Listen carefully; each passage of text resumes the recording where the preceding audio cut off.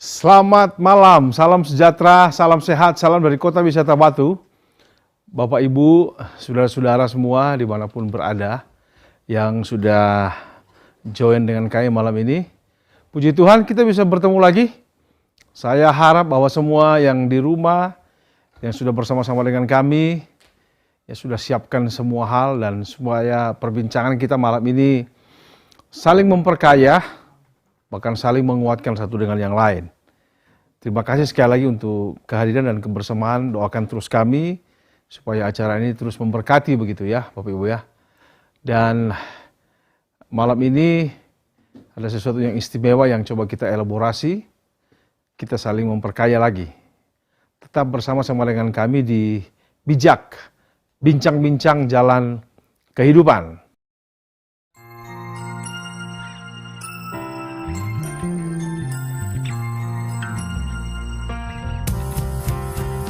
Karena hidup hanya sementara, bijaksanalah menjalaninya. Karena hidup hanya sementara, hidup bijaksana, bijaksana.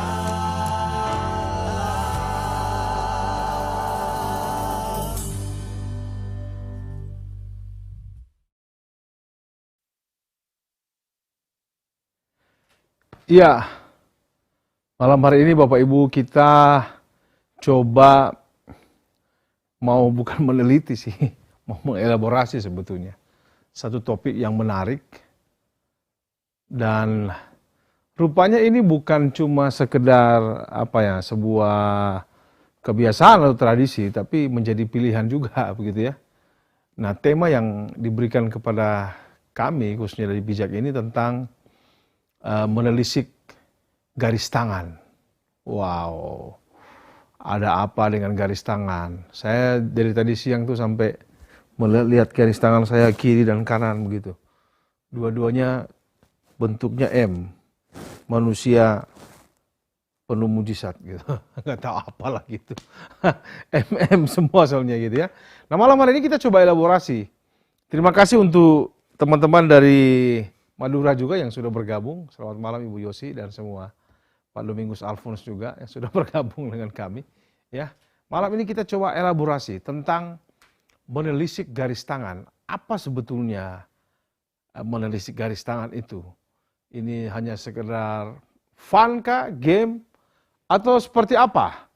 Nah, kita akan coba gali lebih dalam Bapak Ibu tentang menelisik garis tangan ini. Tetap bersama-sama dengan saya di Bijak, semakin bijak, temukan jalan kehidupan.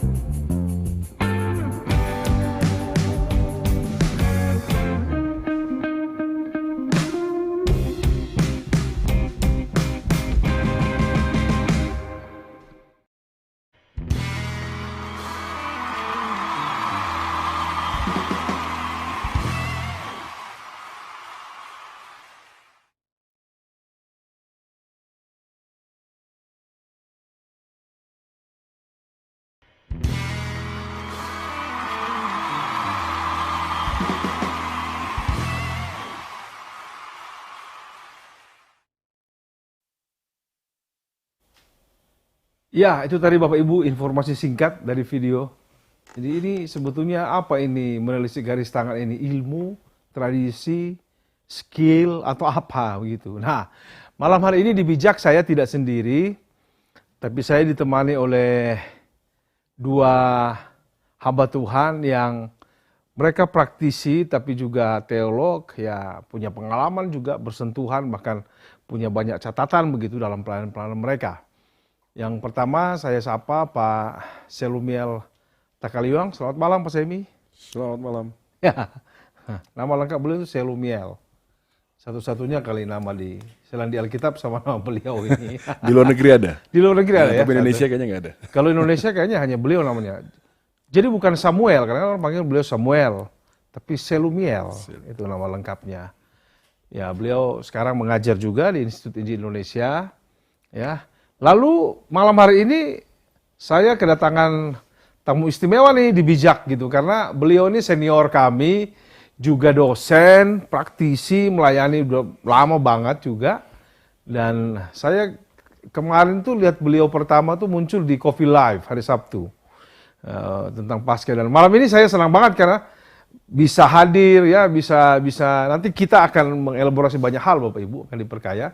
Selamat datang Pak Pendeta Kahar Haribinoto. Selamat malam Pak Kahar. Terima kasih. Ya, puji Tuhan. Semua. Terima kasih nih sudah bisa hadir. Dan sebetulnya ada satu juga pembicara, Pak Iwan Setiawan, tapi rupanya beliau mengalami kelemahan fisik gitu, jadi agak sakit. Memang 1 minggu terakhir ini kok banyak yang sakit ini di kami di kompleks. Beberapa yang baik anak-anak juga orang tua juga. Kita doakan ya Pak Iwan supaya cepat sembuh sehingga minggu depan di episode berikut bisa bergabung. Ya, baik. Bapak Ibu, kita bincang-bincang tentang menelisik garis tangan ini. Nah, sebetulnya apa sih garis tangan itu? Saya dari tanya Pak Semi dulu, melihat Pak Semi ini, apa sih sebenarnya ini garis tangan? Garis tangan mungkin ada ilmunya kah, atau asal usul lah paling nggak, pas yang praktek-praktek ini sudah sejak kapan begitu, atau mulainya dari mana gitu? Ya, kalau garis tangan yang pasti semua orang punya garis tangan. Ya. Tuhan ciptakan dengan keunikan, kita punya sidik jari yang berbeda-beda, dan garis tangan saya kira juga berbeda-beda. Ya, tapi satu cara atau satu aktivitas yang dilakukan untuk melihat masa depan, ya, akhirnya muncullah untuk melihat garis tangan kita. Nah, ini sebenarnya adalah bagian dari sihir, atau kalau dalam Alkitab itu biasanya disebut dengan tenungan. Itu artinya meramal masa yang akan datang. Ya. Jadi dalam Alkitab Tuhan menentang ya praktek tenungan, telaah, ya, ramal. Tetapi yang uniknya di Alkitab sendiri tidak ada kasus telaah dengan garis tangan. Ya. Yang ada itu yang secara langsung. Ya. Nah, tapi kalau dari sisi kapan ini muncul, itu sudah dari, ya, bisa dikatakan masa yang cukup lama ya, dan secara khusus seperti India, ya, kemudian dari Romawi juga ada, literatur katakan dari Yunani pun itu sudah ada. Nah, tetapi yang menariknya praktek ini itu kebanyakan oleh agama-agama, khususnya agama-agama besar ya, seperti ya tentu Kristen ya, Katolik dan Islam itu menolak. Artinya ini sesuatu yang tidak diterima oleh agama. Ya, jadi praktek ini sudah ada lama dan sampai hari ini orang masih mempraktekkan itu, garis tangan. Oke. Iya, tadi Pak saya katakan ini untuk meramal begitu ya, meramal nasib. Maksudnya nasib orang itu ditentukan berdasarkan garis tangannya, gitu maksudnya Pak Sem. Ya. Jadi melihat seperti saya punya garis tangan nih kan, ada nih yang bentuknya kayak apa nih, kayak M. Maka kalau karakter masuk nggak di situ, meramal karakter? Jadi sebenarnya 2 garis tangan ini. Pertama untuk melihat karakter kepribadian seseorang lewat garis tangannya, ya, karena menurut aktivitas ini setiap garis itu ada maknanya sendiri, ada artinya sendiri, ya. Yang kedua, melihat ke depan melalui garis tangan. Apakah beruntung, apakah begitu, hoki, gitu-gitu ya. Ya. Dan juga di Tiongkok juga ini sudah sangat populer ya, praktek seperti ini. Dan 2 yang paling utama dari garis tangan adalah melihat karakter seseorang atau melihat masa depan. Masa depan seseorang. Dan bahkan perusahaan-perusahaan pun kadang-kadang memakai ini untuk melihat orang yang baru diterima pekerjaan yang sedang diwawancara, melihat garis tangannya. itu ada. Ya, orang ini loyal apa Ya, enggak? kira-kira Orang bagaimana ini- dia? Kalau kerja di sini gimana kira-kira? Oh gitu ya. Ya. Lihat garis tangan ya. Garis Untuk tangan. masuk sekolah teologi lihat garis Ya, tangan. jangan sampai. Iya kan. Nah, Pak Kahar nih, Pak Kahar punya banyak pengalaman kan pasti dari sisi. Karena beliau mengajar agama dunia juga budaya nih. Gimana nih Pak kalau dalam perspektif budaya nih soal garis tangan? Ya, kalau bicara budaya, saya mau lihat kilas balik saya sendiri. Oh oke. Saya dari kecil dari keluarga yang memang hal macam-macam begitu itu sangat sangat diperhatikan. Kalau dihitung-hitung mungkin ayah saya itu generasi ketiga barangkali yang mulai memikirkan tentang konsep itu. Ada ungkapan primbon, bahkan ada satu buku yang khusus membicarakan masalah itu, dan begitu merupakan semacam warisan dari keluarga ke keluarga. Sehingga memang ada kepercayaan terhadap yang tidak kelihatan, yang gaib, yang telah mengatur dan merencanakan dan manusia perlu mengerti itu untuk menyesuaikan diri dengan apa yang telah digariskan itu dalam konsep yang ada itu. Itu dalam ungkapan primbon.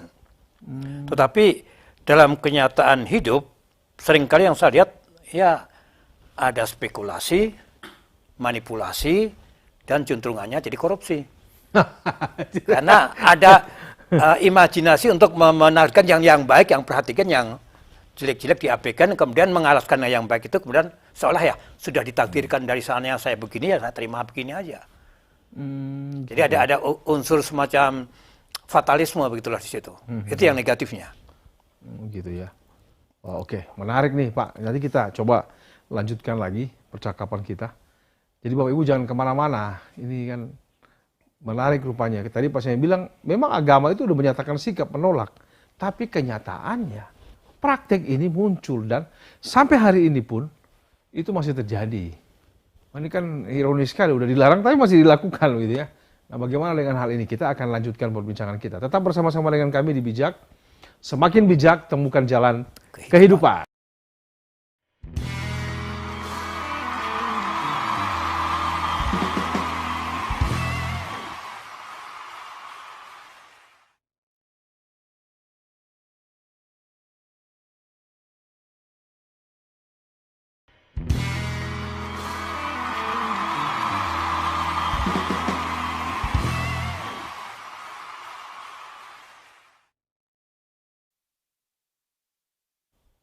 Ya, Bapak Ibu, kita bertemu lagi. Saya baca di live chat ini sudah ada dari Singapura nih hadir. Ibu Rita Taarega yang sudah bersama-sama dengan kami juga. Ya, terima kasih untuk kehadiran bersama-sama kami. Nah kita lanjutkan lagi Pak Kahar. Menarik tadi nih, karena soal budaya ini kan Indonesia ini kan rata-rata ya, punya lah budaya. Nah dalam pengalaman Bapak sendiri, kira-kira tujuan orang membaca itu apa Pak ya dalam perspektif budaya ini?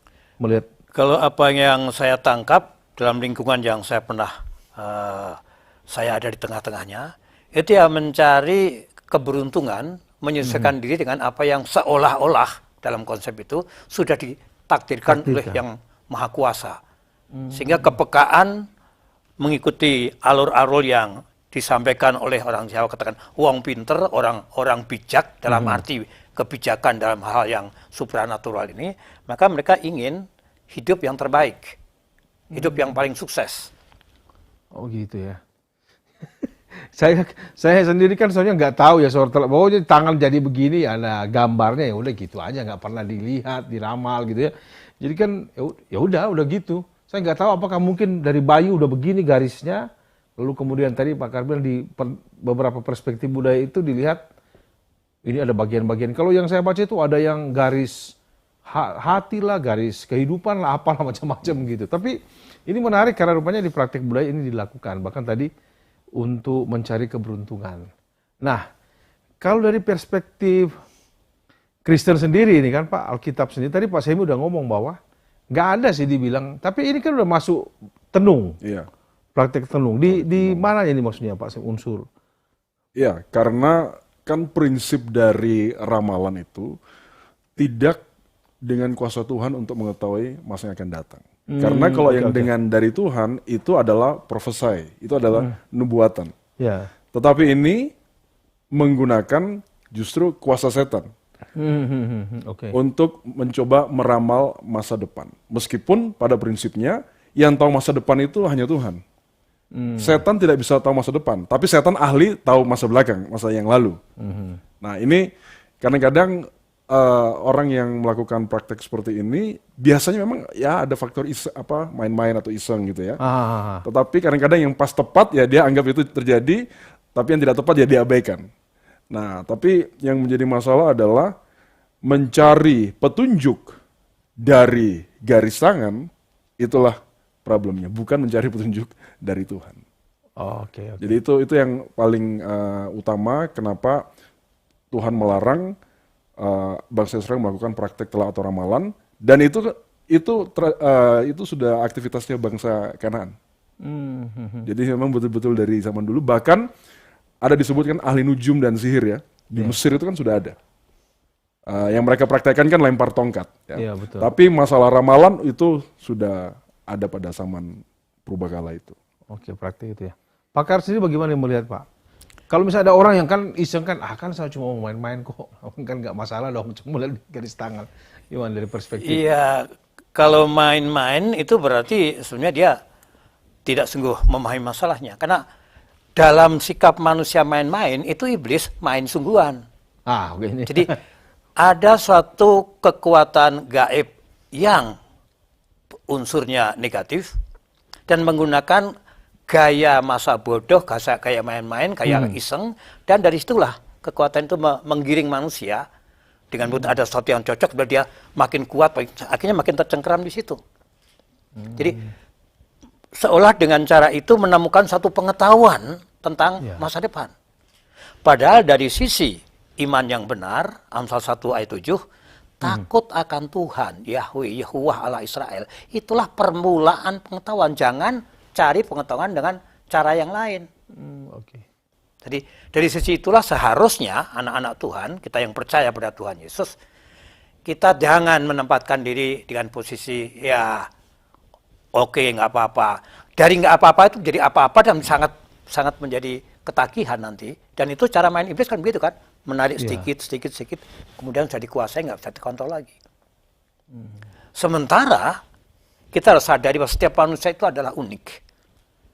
Dari Efesus 2 ayat 10 dikatakan bahwa kita ini buatan Allah, diciptakan dalam Kristus Yesus.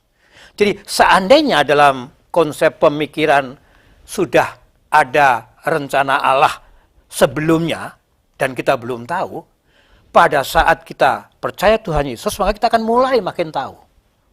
Tapi kalau kita sudah diciptakan oleh kita buatan Allah, tapi menolak proses penciptaan dalam Tuhan Yesus dan terbuka kepada, ya katakanlah, infiltrasi dari luar, berarti kita mengacaukan rencana Allah sendiri. Di satu sisi kita mengakui kita ini buatan Allah, bukan buatan pabrik. Tetapi dalam menjalani hidup ini, kita mencari informasi-informasi dari informan-informan yang salah. Dan segala sesuatu tidak ada keyakinan kebenaran kecuali yang didasarkan kepada kebenaran firman Tuhan di dalam Yesus Kristus. Karena itu saya dalam kaitan itu dalam untuk generasi muda saya katakan, sadarlah hidupmu itu bukan sekedar numpang lewat ikutin apa yang ada. Ada planning ilahi untuk setiap orang. Dan untuk tahu planning ilahi itu dari firman Tuhan. 2 Timotius 3, 15, 17. Di mana segala hal harus recheck sesuai dengan apa yang dinyatakan di dalam firman Tuhan. Jangan, ini kan hanya untuk obrolan itu, untuk buang iseng. Untuk itu. Lihat apa kata zodiak, apa kata bintangmu ya. Akhirnya jadi berbintang-bintang, akhirnya jadi kacau. Anak-anak Tuhan jangan bermain-main dengan segala sesuatu yang jelas tidak dinyatakan oleh Alkitab. Itu nasihat saya sebagai orang tua untuk orang muda. Oke, terima kasih banyak Pakar. Ini menarik, saya harus garis bawahi ini Bapak Ibu. Jangan coba-coba menggeser rencana Allah. Tadi Pakar pakai istilah cari informan lain gitu dari luar. Padahal sebetulnya Tuhan tuh udah punya rencana buat kita ini. Sudah punya rencana. Kita jangan coba malah memasukkan sesuatu yang dari luar Tuhan. Ini penting sekali nasihat buat kita semua. Jangan ini cuma fun aja kok, nggak masalah nih. Pak Semi punya perspektif lain nggak Iya. kira-kira soal? Jadi sejalan dengan yang disampaikan Pak Kahar. Karena orang kalau main-main dengan setan, berarti dia main-main dengan Tuhan. Oke. Karena orang yang hatinya tertuju kepada Tuhan, kehendaknya firman-Nya, dia nggak akan main-main dengan yang informan-informan yang tidak jelas ini. Lalu yang menariknya Pak James, ini sama kalangan akademik digolongkan sebagai pseudoscience. Artinya satu sains tapi tidak punya dasar. Karena spekulasi. Ya. Lalu kalau ditanya sumbernya dari mana engkau menentukan garis tangannya bentuk gini, itu artinya ini. Itu kalau ditanya pada, katakanlah ya, peramal A, peramal B, peramal C, itu jawabannya beda-beda semua. Oke. Jadi ini sama sekali tidak ada landasan yang kuat, baik secara sains, apalagi secara kita orang percaya. Nah, saya melihat, atau saya baca satu referensi mengatakan bahwa sebenarnya dasarnya dari munculnya ramalan dan garis tangan itu muncul juga dari astrologi, khususnya yang di India. Jadi membaca rasi bintang untuk melihat karakter dan menentukan masa depan. Nah itu kemudian ke arah garis tangan ini. Garis tangan. Oh. Ya, kita nggak tahu lagi nanti ke depan apalagi yang mau dilihat di tubuh kita untuk melihat hal seperti itu. Jadi saya melihat kita tidak bisa bersandar kepada hal-hal yang seperti ini, dan memang tadi dikatakan Pak Kahar yang harus kita andalkan itu Tuhan. Nah saya menarik waktu ini ya, saya ingat Daniel ya. Daniel itu, atau Tuhan menyatakan kehendaknya kepada Daniel itu luar biasa. Dan bukan lewat garis tangan. Tuhan memberikan penglihatan langsung dalam mimpi juga, dan yang uniknya tangan Tuhan menulis di tembok itu. Tekel-tekel itu Varsin. Jadi tangan Tuhan yang sama menulis di loh batu Musa. Nah kita itu harus cari petunjuk kepada Tuhan, kepada pikirannya, pada hatinya, bukan kepada diri kita sendiri atau lewat garis tangan dan sebagainya. Garis tangan. Ya ini mungkin pertanyaan agak iseng kali ya, tapi saya terus terang ya tidak melakukan praktek ini ya, maksudnya sejak kecil juga nggak tahu nih soal diramal, apalagi garis tangan. Lalu kalau ada orang yang sudah begitu terikat gitu, kayaknya nggak bisa nih kalau nggak diramal. Bahkan akhirnya ada beberapa tokoh bilang memang hidupmu aja ditentukan oleh garis tanganmu. Lah kalau dia nggak punya garis tangan ya lo gimana gini? Menurut Pak Kahar dengan Pak Semi ini gimana? Kalau dia nggak punya tangan gini ya. Tadi kita kayaknya berbincang itu. Jadi gimana? Kan ada orang yang nggak bisa, harus lihat garis tangan nih, karaktermu, masa depanmu. Gimana Bapak berdua merespon nih? Gimana Pak Kahar? Sekarang saya mau mulai dengan pengertian garis tangan. Ya. Jadi kalau bicara, katakan orang katakan M, kalau saya dulu katakan M, manusia mesti mati. Kemudian manusia akan maju ya, terserah bagian itu kan. Tapi bahwa ini bentuknya seperti M, itu sebenarnya memang cara Tuhan, kalau kita nggak ada bentuk seperti ini, kita nggak bisa menggenggam. Jadi garis tangan sini punya fungsi dalam konteks fisik sendiri. Punya bagian-bagian sendiri untuk menyesuaikan dengan cara itu. Lalu kemudian, kalau orang mulai memikirkan segala dengan katakan garis tangan tadi, ketidakadilan akan muncul. Bagaimana mereka yang tidak punya tangan. Ah itu dia Pak. Sehingga itu sudah mendiskreditkan status sesama ciptaan Allah. Sehingga seorang nggak punya masa depan karena nggak ada yang bisa dibaca dari situ. Itu maka dalam konsep ini kita harus berpikir secara wawasan luas. Jangan hanya semacam ya pokoknya terikat pada masalah ini sendiri, tapi lihatlah manusia itu seutuhnya sebagai ciptaan Allah. Dan saya juga ingin mengajak masing-masing orang menghargai diri sendiri, dalam arti menghargai Allah yang menciptakan, sesuai dengan Mazmur 139, bahwa kita ini ciptaan Allah dengan segala kedahsyatannya sejak sebelum kelahiran, dalam tenunan rencana ilahi. Semua itu luar biasa. Kejadian kita itu dahsyat, mujizat. Sehingga jangan mengandalkan itu dengan hanya ukuran tangan. Kalau seperti hitungkan tangan, nanti bagian lain juga iri dong. Paling penting wajah harusnya. Ada garis wajah, garis dengkul. Makanya semua bergaris-garis, nggak ada juntrungannya. Hargailah manusia seutuhnya sebagai ciptaan Allah yang Tuhan ciptakan sebagai suatu karya yang luar biasa. Oke. Terima kasih banyak Pak Kahar. Ini betul-betul kita harus kembali lagi kepada image of God itu, imago Dei itu. Pak Kahar membawa kita ke situ. Ini pengertiannya luar biasa sekali. Jadi janganlah hidup ini hanya ditentukan karena garis tangan gitu ya. Oh, kayaknya ini sesuatu yang ironis sekali. Terima kasih pakar untuk penjelasannya. Nah ini pertanyaan saya, kalau misalnya ada nih Bapak berdua, jemaat Kristen lah gitu dibilang, mereka sudah terlibat begitu. Kira-kira bagaimana nih sikap kita ini?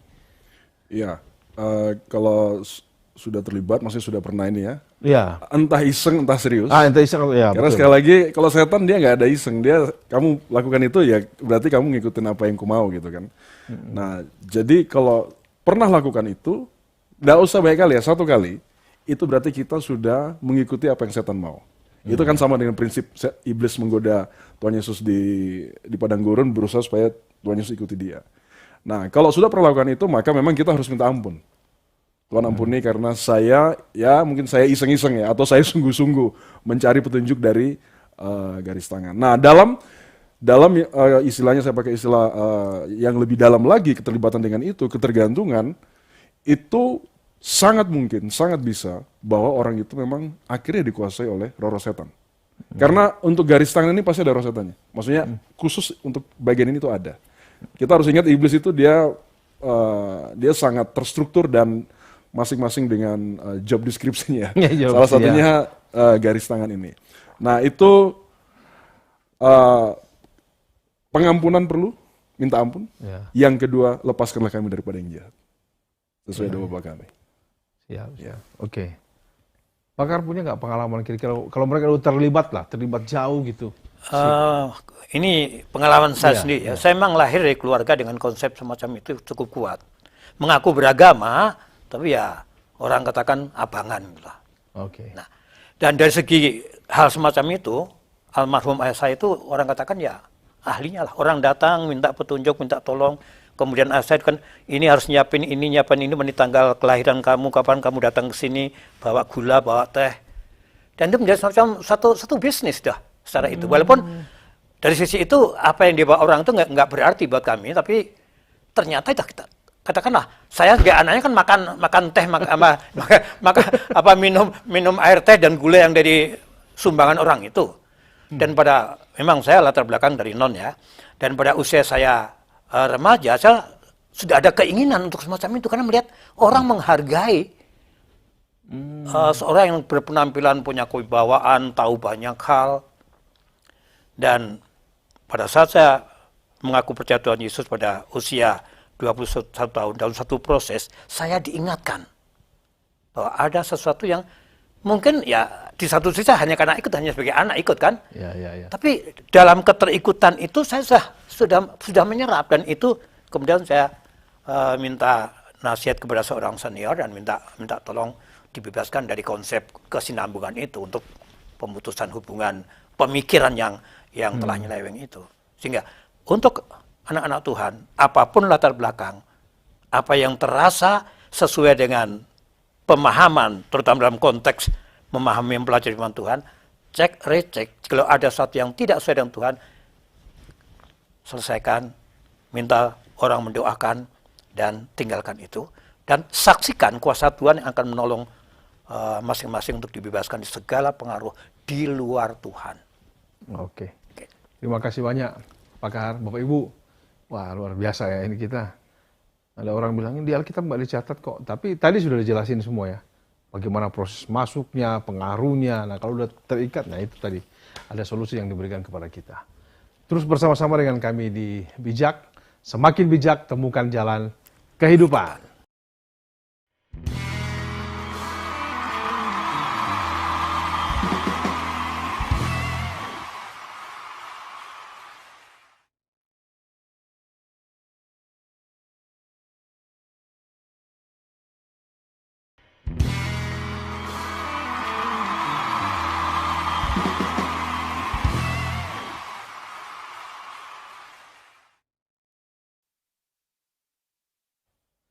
Iya Bapak Ibu, sebetulnya masih ada hal yang harus dielaborasi, tapi ini pertanyaannya udah lumayan nih.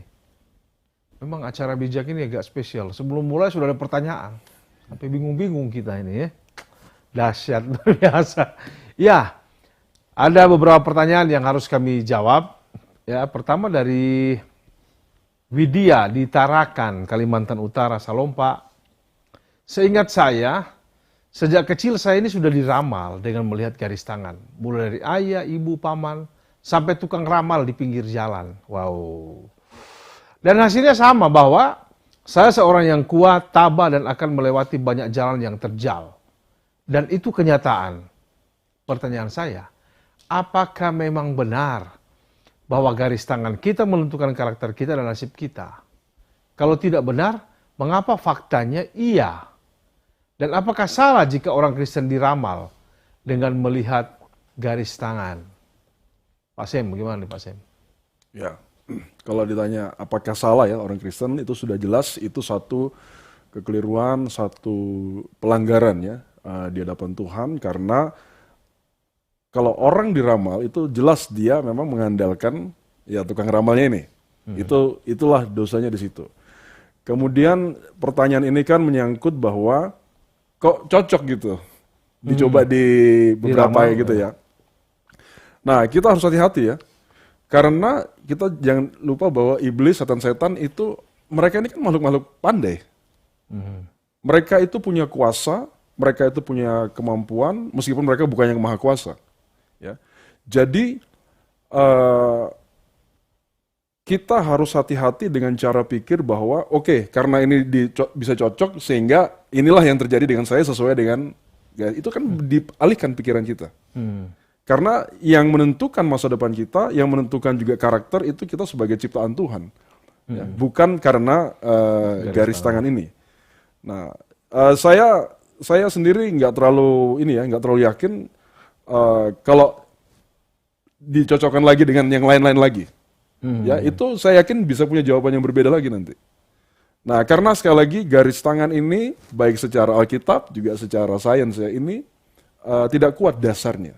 Kalau ditanya sama tukang ramalnya, kok bisa Bapak ngomong saya itu seperti itu?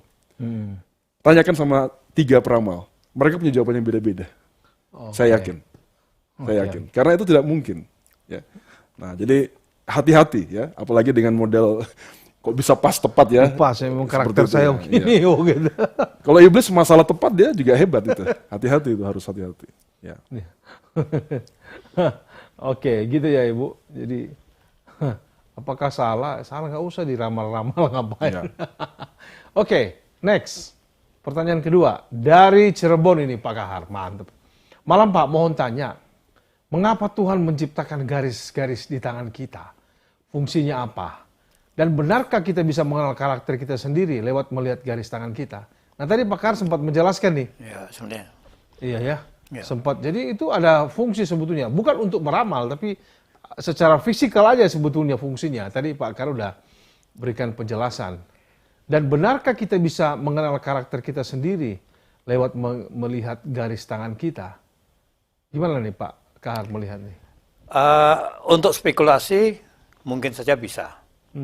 Karena karakter dia hanya berkaitan dengan apa yang dilihat yang di luar kan, tapi kan tidak melihat yang terdalam. Nah, kalau karakter diukur dengan apa pandangan Tuhan terhadap diri saya, semua manusia dalam satu posisi yang jelas spekulatif. Orang tidak bisa mengenal apapun, bahkan dirinya sendiri secara sungguh-sungguh. Jadi kalau mau mengenal karakter saudara secara pribadi, kenalah Tuhan melalui firman Tuhan. Dan saya akan tahu bahwa saudara dan kita semua manusia yang gagal untuk berkarakter.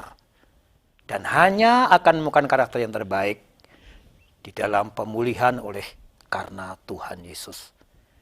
Sehingga justru ada ancaman penipuan iblis di sini.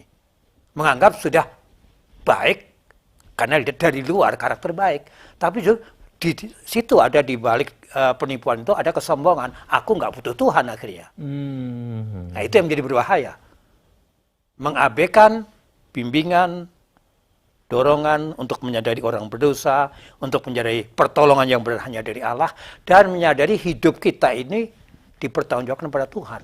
Bukan hanya melihat apa kata orang bahasa karakter baik. Orang bisa katakan baik, tapi di hadapan Tuhan, tanpa menerima Yesus itu juru selamat, tidak ada orang baik. Oke, terima kasih banyak Pak Kahar. Jadi bukan karena garis tangan karakter kita tadi Pak Kahar udah jelasin ya. Kita kenal Tuhan tuh pasti kita tahu. Oke. Dari Sulawesi Utara, dari Norma. di Manado. Salam Pak, anak saya sakit flu yang tidak kunjung sembuh, walaupun sudah berulang-ulang berobat ke dokter. Teman saya menganjurkan untuk berobat tradisional Cina. Tapi sebelumnya harus dilihat dulu garis tangannya. Setelah dilihat garis tangan anak saya, disimpulkan bahwa anak saya tidak bisa sembuh. Wah, jadi pertanyaannya, Mati. nah saya lanjutkan, masih saya bisa baca di layar yang... Ya, ini. Nah, kalau menurut garis tangan itu tidak bisa sembuh, maka yang mau ditanyakan adalah, apakah lewat garis tangan bisa dilihat adanya sakit bawaan atau semacam itu? Apakah itu ramal ya? Mohon penjelasan. Silakan Pak. Pak Semi atau Ya. Pak Kahar? Monggo. Dari saya, apakah lewat garis tangan bisa dilihat adanya sakit bawaan atau semacam itu? Dan ini tadi konteksnya kan flu. Iya, flu sakit, betul. Ya, ya kalau dalam hal ini mungkin harus tanya di bagian di bidang kedokteran ya. Tapi yang saya tahu itu lihat kuku bisa. Kuku ya. Kuku kita tuh bisa menandakan kita sehat atau tidak.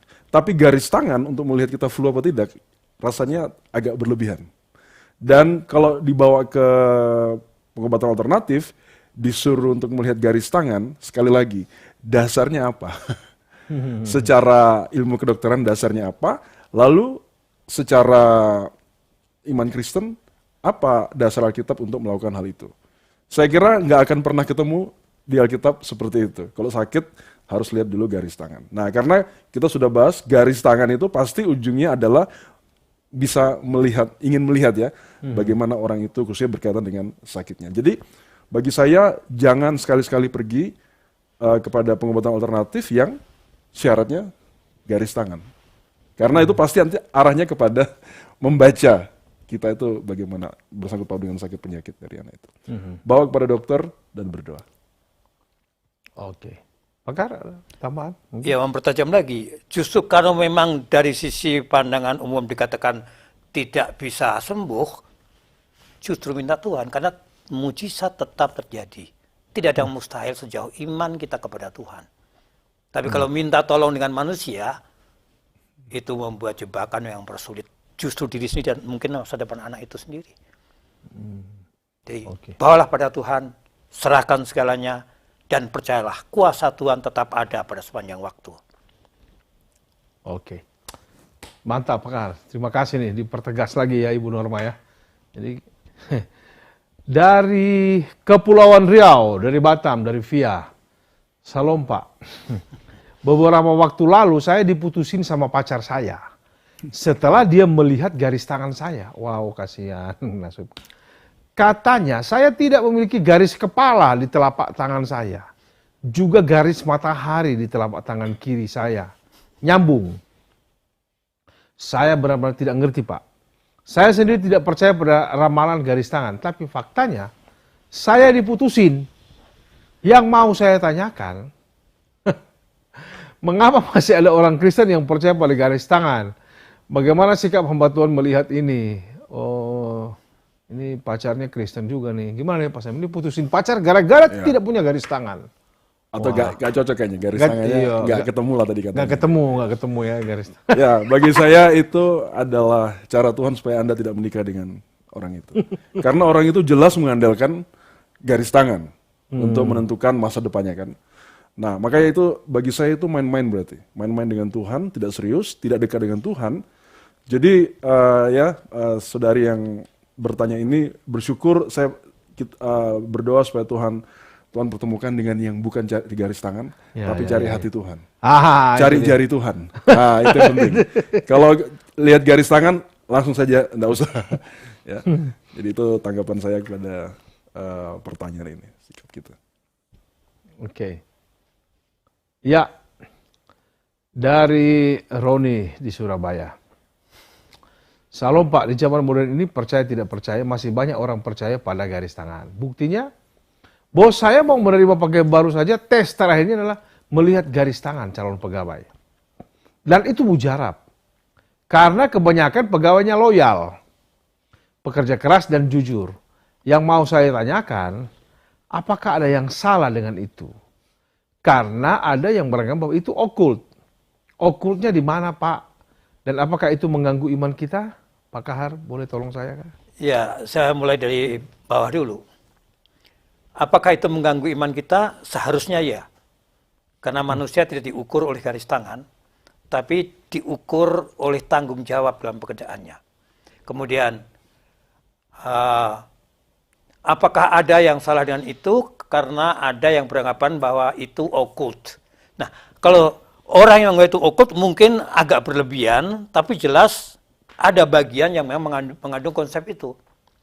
Sebab apa yang dikonsep dengan okultisme adalah sesuatu yang kepercayaan yang tersembunyi yang tidak bisa dipertanggungjawabkan. Ya kan?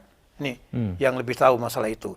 Yang Tetapi misterius. dalam kaitan yang harus diuji adalah tanggung jawab orang bukan diukur oleh apa yang ada dalam garis tengahnya, tapi dalam kepribadiannya, dan terutama dalam satu itu sebenarnya lah iman orang itu menjadi ukuran kualitas seseorang. Kalau orang punya keahlian macam-macam tapi tanpa beriman, buat saya itu loh malah lebih berbahaya. Ya kan? Iya. Saya pikir kita harus tegas, Pak ya.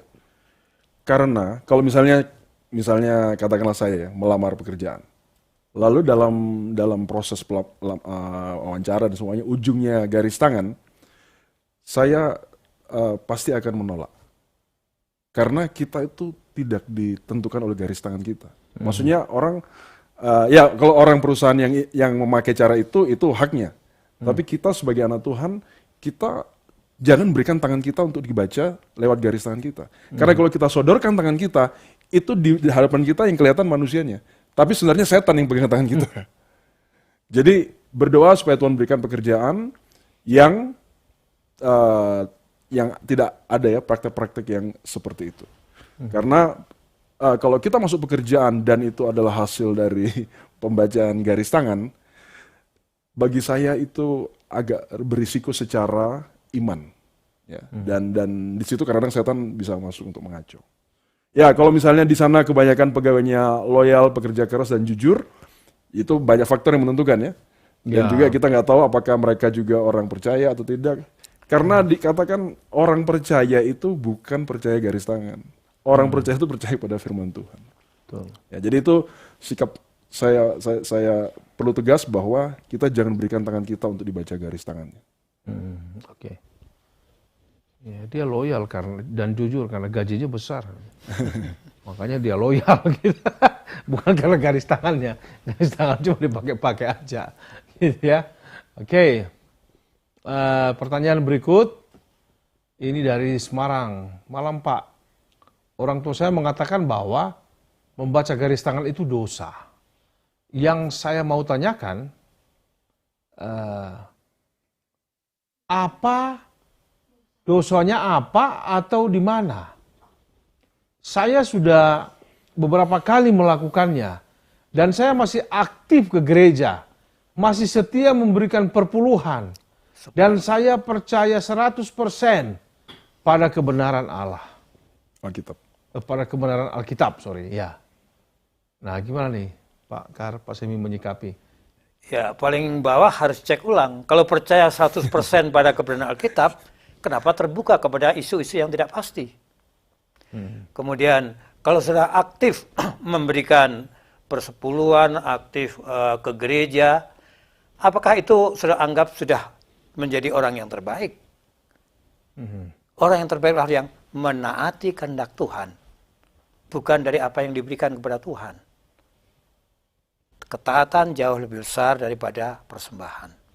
Oke. Ya, saya tambahkan juga Pak ya. Ya. Prinsip atau hukum yang terutama itu kan mengasihi Tuhan dengan segenap, seluruh jiwa, ya, hati kita, akal budi semua. Jadi kita bisa aktif ya, kita bisa memberikan persepuluhan, melakukan. Tapi kalau tidak seluruhnya, kita tidak melakukan yang Tuhan suruh. Jadi kalau kita mau mengasihi Tuhan dengan seluruhnya, berarti kita ikuti apa yang Tuhan kehendaki. Dan salah satu larangan Tuhan adalah jangan ramalan, tenungan, ya, telaah itu. Karena itu berarti kita melakukan persinahan secara rohani. Persinahan itu kan hal besar di hadapan Tuhan, secara rohani ya. Karena kita berpaling kepada ramalan dan semua. Nah itu masalah besar di zaman Israel. yang Tuhan sering murka. Maka kita tidak bisa kita bilang, oh ya saya sudah buat A, B, C, D, E, tapi ada satu yang kita buat yaitu garis tangan. Nah ini akan mengotori yang lainnya itu. Oke. Iya, perlu dicek ini berikan persepuluhan ini apa mau jogok Tuhan atau mau apa gitu rajin ke gereja, tapi akhirnya masih praktek lain gitu, lakukan praktek yang lain. Oke, dari Yogyakarta, Sandra, Salam Pak. Saya seorang aktivis gerakan pemuda gereja. Terkait dengan menelisik tangan, sebagian besar teman pemuda setuju. Karena katanya itu ilmu yang bisa dipelajari. Namanya ilmu palmistry. Tapi ada juga yang tidak setuju karena menganggap bahwa itu dosa ramal. Yang mau saya tanyakan, apakah Alkitab pernah menulis tentang hal ini? Dan jika itu ilmu yang bisa dipelajari, apakah kita boleh melakukannya? Jadi, ya gimana Mas Im? Ya, jadi tadi sudah dijelaskan ya. Apakah ilmu itu bisa dipelajari atau tidak? Itu kan tidak menentukan kita boleh melakukan apa tidak. Ya. Ya, jadi meskipun bisa dipelajari, berarti kan kita harus cek dulu ini ilmu apa dulu. Ya. Kalau ilmunya berkaitan dengan aktivitas seperti ini kan berarti suatu aktivitas okultisme. Dan itu kita harus hindari. Kalau menulis secara tersurat tidak ada. Tapi kita ingat bahwa ini mirip dengan astrologi. Ya. Sebab itu kalau astrologi kan ada. Tuhan marah kepada orang-orang yang mencari petunjuk kepada bintang-bintang. Bintang-bintang. Padahal kita itu tidak boleh mencari petunjuk kepada ciptaan. Prinsipnya mencari petunjuk itu kepada pencipta. Ya, betul. Nah itulah dosanya itu di situ. Jadi bagi tadi Sandra kalau salah ya. Ya, jangan lagi terlibat dengan hal ini. Ya, kalau ada sebagian orang yang bilang bahwa ini bisa digunakan, bisa dipraktekkan, harus ingat ini salah satu bentuk praktek okultisme yang adalah dosa, dan dalam Alkitab itu dikategorikan sebagai telah atau ramalan atau tenungan. Nah itu adalah dosa di hadapan Tuhan. Oke. Iya Mbak, saya itu usul. Jadi hati-hati walaupun bisa dipelajari, ya saya pelajari juga tentang gereja setan misalnya. Tapi masa saya langsung masuk jadi anggota gereja setan kan? Nggak mungkin. Nah, itu ya. Semua hal bisa dipelajari, tapi bukan semua hal itu boleh, ya kan? Atau bermanfaat gitu. Jangan, perlu gitu. Ilmu apa dulu ini? Palmistry lagi tadi katanya kan? Ah itu, oke. Dari NN, suku saya pada umumnya mempercayai warisan leluhur, termasuk yang bersifat ramalan, yang didasarkan pada hubungan antara manusia dengan alam semesta. Terkait dengan garis tangan, tidak sedikit yang mengatakan bahwa orang yang punya garis tangan berbentuk M, hidupnya akan sukses. Dan faktanya memang demikian. Pertanyaan saya, apakah salah jika orang Kristen menghargai budayanya, selama itu tidak berpengaruh pada hidup imannya? Gimana apakah? Ya, saya mau itu dengan tadi yang bicara tentang huruf M. Hampir memang nyaris bentuk M itu ada. Jadi sukses karena M nggak jadi ukuran. Karena memang bentuknya begitu. Betul, untuk M, bisa betul. dilipat. So, kalau nggak ada garis tangan, berarti kan tidak ada lekuannya. Kita nggak bisa mengepal. Jadi nggak ada lipatan yang bisa membuat jari kita menjadi mengepal. Dan itu memang kodrat dari Tuhan. Tapi dari bagian awal tadi sudah disampaikan oleh Pak Semi bahwa palmistry itu dari India dan dari yang dipengaruhi oleh astrologi. ya dalam konsep Yunani yang adalah sama-sama politeisme. Jadi sumber berkembangnya palmistry itu adalah pola budaya kepercayaan kepada banyak dewa. Dan itu jelas menjadi sesuatu untuk bermanfaat, untuk tahu, oke, tapi untuk terlibat dan mempercayai itu jelas salah. Kita dari segi iman, kita tidak boleh terjebak dengan segala bentuk yang ada. Kalau itu dipakai untuk mempelajari, untuk melayani, menolong orang itu supaya keluar dari kegelapan, ya itu tanggung jawab kita melakukannya. Tapi kalau untuk mengikutinya, jelas itu ya perzinahan rohani. Ya. Itu yang harus kita tegas sebagai anak-anak Tuhan. Saya tambahkan sedikit ya, pertanyaan ini penting ini. Apakah salah jika orang Kristen menghargai budayanya? Budaya, betul. Kita harus ingat, Tuhan Yesus, dia ini orang Israel yang sangat menghargai budaya. Tapi ketika budaya itu tidak sesuai dengan hati Tuhan, hati Bapaknya, Tuhan Yesus mengecam orang-orang Farisi. Ya, ya. Nah, jadi budaya kalau dia tidak bertentangan dengan firman Tuhan, ya kita harus lakukan. Kita kan namanya orang berbudaya. Dan saya kira rata-rata budaya itu baik hubungannya dengan Tuhan maupun dengan menghormati baik sesama maupun menghormati alam. Tapi hati-hati, karena kalau misalnya menghormati alam, menyatu dengan alam, ya misalnya ya melakukan semedi dan semua, itu kan sudah terlalu jauh. Ya. Nah, kita hati-hati dengan budaya, karena saya melihat salah satu pintu masuk setan kepada orang-orang beriman itu adalah lewat budaya. Dan ketika budaya itu yang tidak sesuai dengan firman, yang ada praktek okultisme, yang hubungan dengan orang mati, hubungan dengan ramalan, itu dipraktekkan oleh orang percaya, orang Kristen, jemaat Tuhan, saya sangat yakin dan saya menemukan orang itu boleh Kristen, tapi dia tidak bertumbuh secara rohani. Karena dia menaruh budayanya lebih daripada firman Tuhan. Kita harus ingat, kita orang Indonesia ya. Saya Dohau, orang Sabu ya, orang Sangir ya. Tapi nomor satu saya orang sorga. Jadi budaya sorga, adat istiadat sorga itu harus jadi nomor satu. Baru kemudian diikuti budaya kita sebagai orang Indonesia. Oke. Sip. Perlu dihargai. Tapi harus sikapnya ini jelas gitu ya. Oke. Dari Tangerang, Yosua Hendrawan. Saya mau nanya, katanya garis tangan bisa nentuin nasib kita di masa depan. Karir, jodoh, dan lain-lain. Tadi kayaknya kita udah bahas ya. Tuhan yang menentukan. Masa depan diatur oleh Tuhan. Tuhan yang atur, kita yang pilih. Iya kan, jodoh kan, karir dia masa.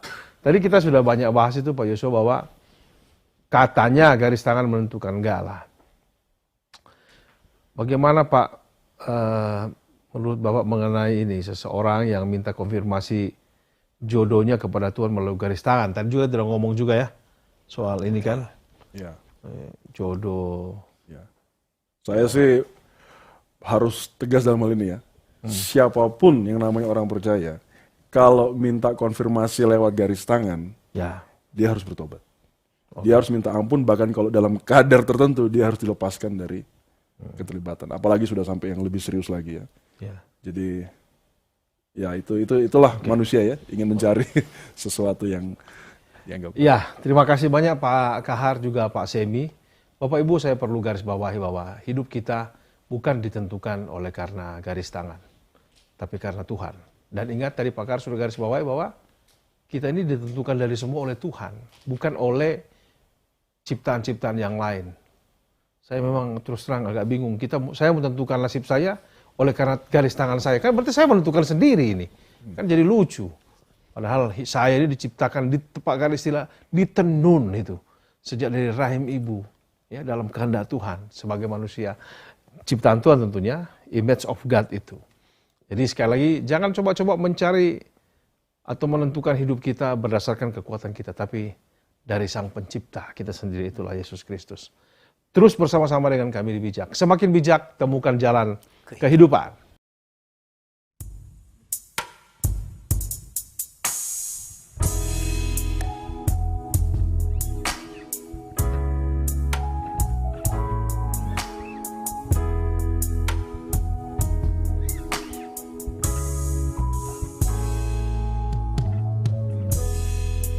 Ajar kami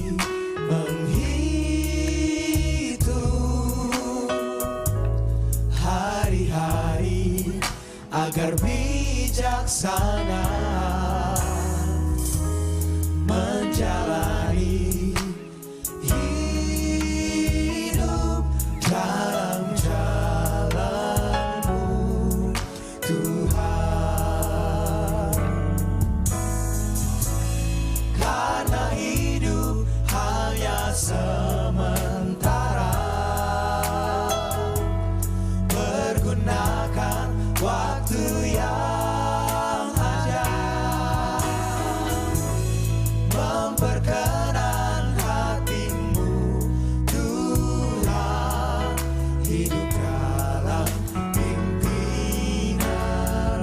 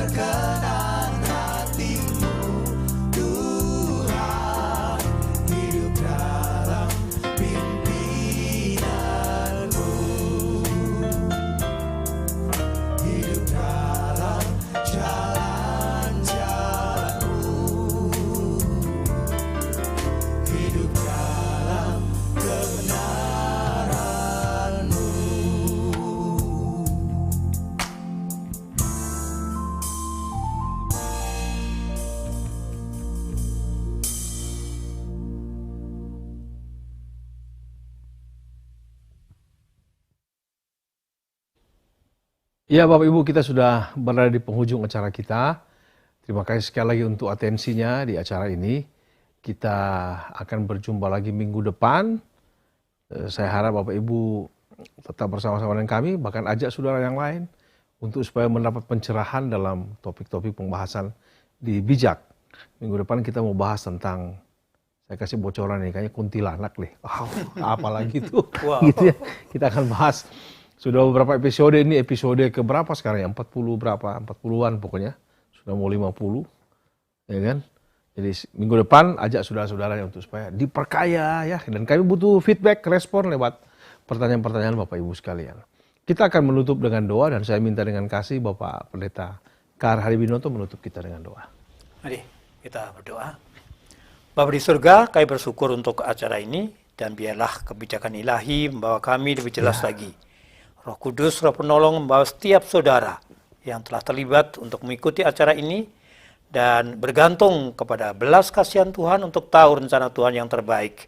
Sehingga segala bentuk informasi yang tidak sesuai dengan kehendak Tuhan, kami terhindar dan kami semakin dekat. Karena Roh Kudus, Roh Penolong, firman Tuhan yang ada menjadi petunjuk dan kepekaan kami kepada pimpinan Tuhan. Sehingga hari depan kami, sukses kami, kesehatan kami adalah dari Tuhan sendiri. Berkati setiap saudara yang telah memperhatikan mengikuti acara ini dan biarlah kebijakan ilahi membimbing kami terus-menerus menjadi manusia Allah, sumber anugerah dan berkat Tuhan Yesus. Amin. Amin. Tuhan Yesus memberkati.